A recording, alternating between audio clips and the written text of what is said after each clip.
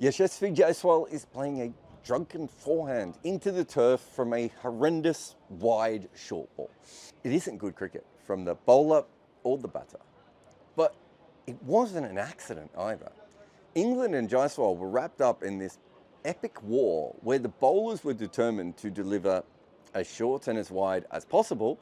And of course, Jaiswal was determined to try and hit the ball as hard as he physically could.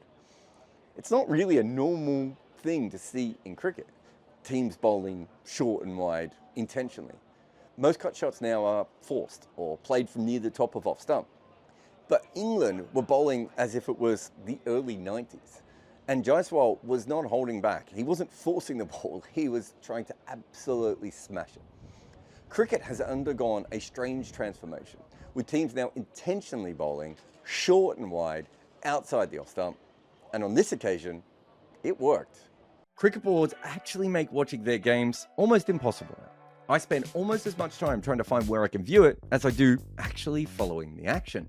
That is why I use NordVPN. They let me find all the cricket I want to watch while protecting me from the nasty side of the internet. Nord will free your cricket matches. Grab your exclusive NordVPN deal by going to nordvpn.com/good areas to get a huge discount off your NordVPN plan plus 4 additional months on top. It's completely risk-free with Nord's 30-day money-back guarantee. Watch every match with NordVPN. Bowling is straighter now.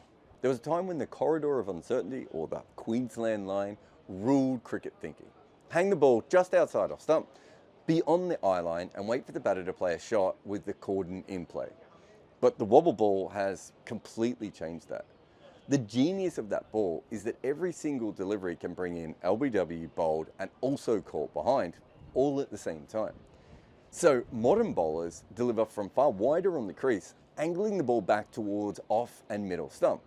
With no outswing bowlers who have been practically eliminated from tests, that old line of outside off stump is used a lot less. You can also add in the extra accuracy of modern pace as well. So with that, I have a theory that many of the younger batters coming through, Harry Brook, Kimber Mendes and Jaiswal, don't actually like the ball as wide, which is completely wild because for generations that ball has been utter filth. But if all the bowlers you face angle the ball into the stumps, and especially for the left-handers bowling around the wicket at them, how would you get as good or as used to playing the wide one? And I'll be honest, my theory is fairly shaky because it's not even that easy to categorize the width. And I don't really mean that these guys are struggling with actual wide balls, because that's the wrong way to look at it. They smash the wide ones, as every international player who's ever existed does. What I'm talking about is the kind of the no man's land between the corridor and the truly wide ball. It's not completely wide, but it's also nowhere near the off stump. Cricket has referred to this as hanging the ball wide. And for a long time, it was seen as a way to bowl dry, stemming the runs. But being that modern players can score from pretty much any ball, it's no longer used in that way. But for these younger players who are coming through now, that wideish middle ground is weird. The ball isn't always wide enough to completely free your arms. And traditionally, it's probably more in a zone where you might leave the ball. Now, players still leave, just not as much. But they don't do it for hours on end.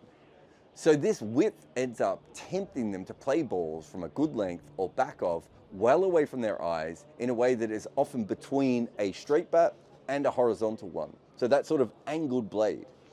And I know you're thinking that some of this is nonsense. Why would a team bowl wide on purpose? But England did, repeatedly to Jaiswal. But it gets wilder because they also went into the pitch. So it was short and wide, which sounds like a terrible plan. And when Jaiswal was off his feet, fully slapping an up and over shot or that crazy muscling of Stokes, it did actually look like a terrible plan. It wasn't the only thing that England tried, however.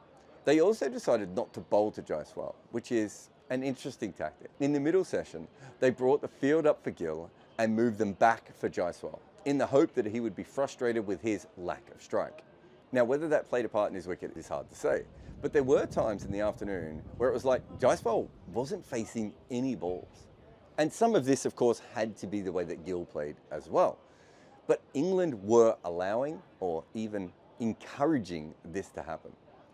This is a tactic we've seen before, used against people like David Warner and Varun Sehwag, because those sorts of players, you can't actually slow them down, right? So you have to kind of make it feel like you're slowing them down, frustrate them a little bit, keep them at the wrong end for quite a while. But for England, that was like a temporary tactic. The one that they tried all day was pretty much the short and wide ball. Earlier, England had 3 slips and 2 catching backward points. Later, they had a third and a deep point. But because of the width that they offered, Jaiswal kept smashing 4s. The cut shot was actually where he was scoring most of his runs, especially early on. He played a staggering amount of them. And it is a shot that's disappearing from the game, with bowlers delivering fuller and straighter. They wanted to bowl these balls to him.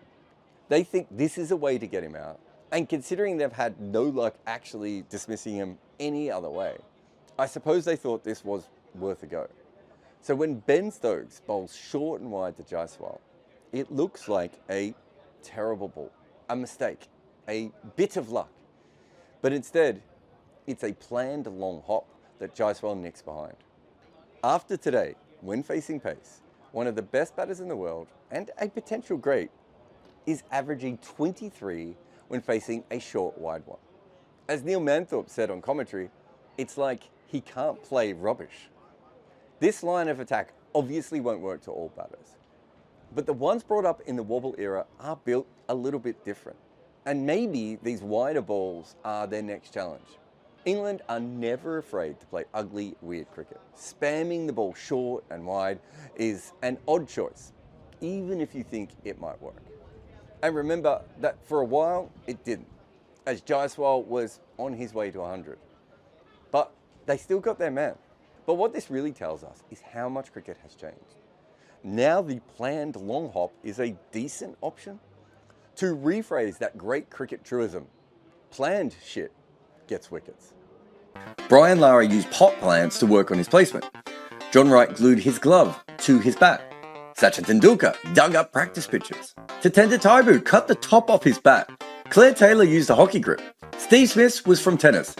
Dean Jones would call phantom runs. And Victor Trumper turned the nets into a war zone to survive.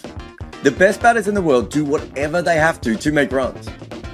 We have told their stories in our new book, The Art of Batting.